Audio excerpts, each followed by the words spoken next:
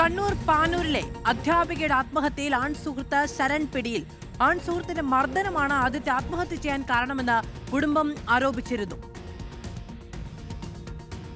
ഒരു ആൺസുഹൃത്തുമായിട്ടുള്ള ഒരു സുഹൃത്തിൻ്റെ ഇതിലാണ് ഈ സംഭവങ്ങൾ നടന്നിട്ടുള്ളത്.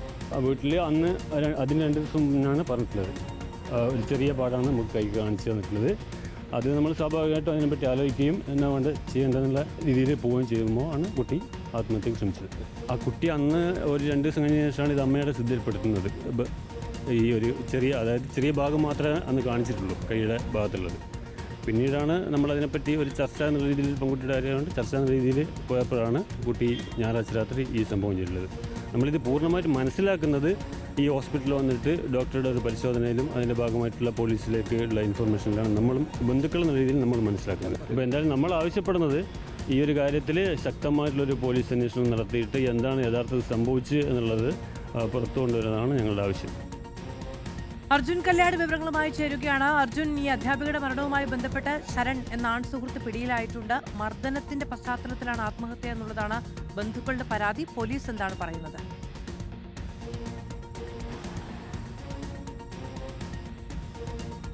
മാധു, തീർച്ചയായിട്ടും പ്രാഥമികമായിട്ടുള്ള അന്വേഷണമാണ് പോലീസ് നടത്തിയത്. ആദ്യഘട്ടത്തിൽ അമ്മയുടെ മൊഴിയുടെ അടിസ്ഥാനത്തിലാണ് പോലീസ് കേസെടുത്തത്.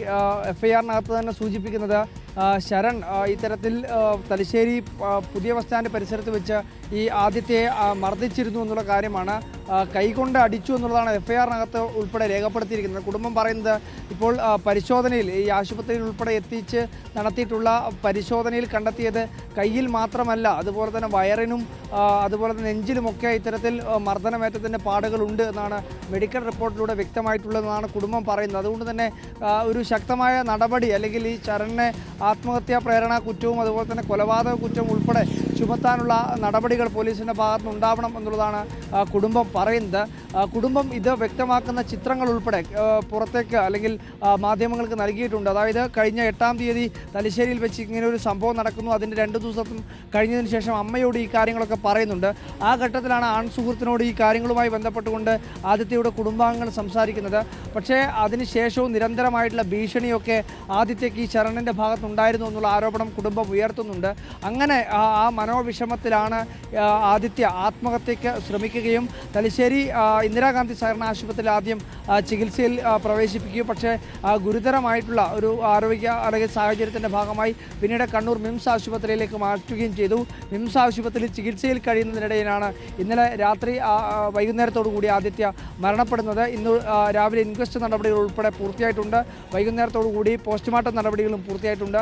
എന്തായാലും ഇന്ന് രാത്രിയോടുകൂടി സംസ്കാരം ഉൾപ്പെടെയുള്ള ചടങ്ങുകൾ നടക്കുകയും ചെയ്തു. അതിനുശേഷം നിയമപരമായിട്ടുള്ള കൂടുതൽ നടപടികളിലേക്ക് കുടുംബം കടക്കുമെന്നുള്ളതാണ് ഇപ്പോൾ മനസ്സിലാക്കാൻ വേണ്ടി കഴിയുന്നത്. എന്നാൽ കുടുംബം പറയുന്നത് വളരെ അല്ലെങ്കിൽ അതീവ ക്രൂരമായിട്ടുള്ള ഒരു മർദ്ദനമാണ് ഈ ശരണൻ്റെ ഭാഗത്ത് നിന്ന് ആദിത്യയ്ക്ക് ഏൽക്കേണ്ടി വന്നിട്ടുള്ളത്.